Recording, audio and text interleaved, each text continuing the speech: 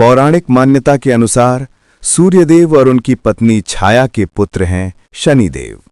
जब सूर्यदेव अपनी पत्नी छाया के पास गए तो उनके तेज से छाया ने आंखें बंद कर लीं और जब शनिदेव का जन्म हुआ तो उनका रंग गहरा काला था। सूर्यदेव ने उनके रंग को देखकर उन्हें अस्वीकार कर दिया, जिससे मां छाया को बहुत दुख हुआ।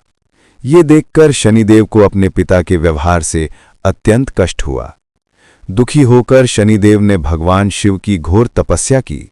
हजारों वर्षों की साधना के बाद भगवान शिव उनके सामने प्रकट हुए और प्रसन्न होकर वरदान देने को कहा।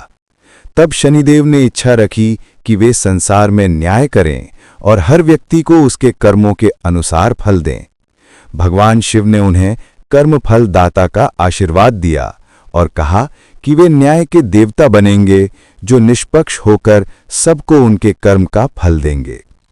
कहते हैं कि शनिदेव का स्वभाव कठोर प्रतीत होता है, परंतु वे केवल न्याय करते हैं। जो सत्य, परिश्रम और धर्म के मार्ग पर चलता है, उसे वे उन्नति और सुख का आशीर्वाद देते हैं, जबकि अधर्म, अहंकार या पाप के मार्ग पर चलने वालों को वे कष्ट के माध्यम से सुधारते हैं। क्रूर दृष्टि और पत्नी का श्राप।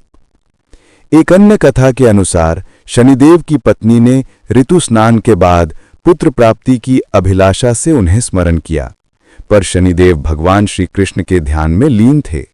उपेक्षित महसूस करने पर क्रोधित पत्नी ने उन्हें श्राप दिया कि जिसे भी तुम देखोगे वो नष्ट हो जाएगा। तब से शनिदेव अपना सिर झुकाकर चलते हैं ताकि उनकी दृष्टि से कोई हानि न हो। शनिदेव की कथाएं इस सत्य की ओर संकेत करती हैं कि कर्म सर्वोपरि है। शनिदेव किसी से द्वेष नहीं करते, वे केवल कर्म के परिणाम का दर्पण हैं। जो जैसा करेगा वैसा पाएगा।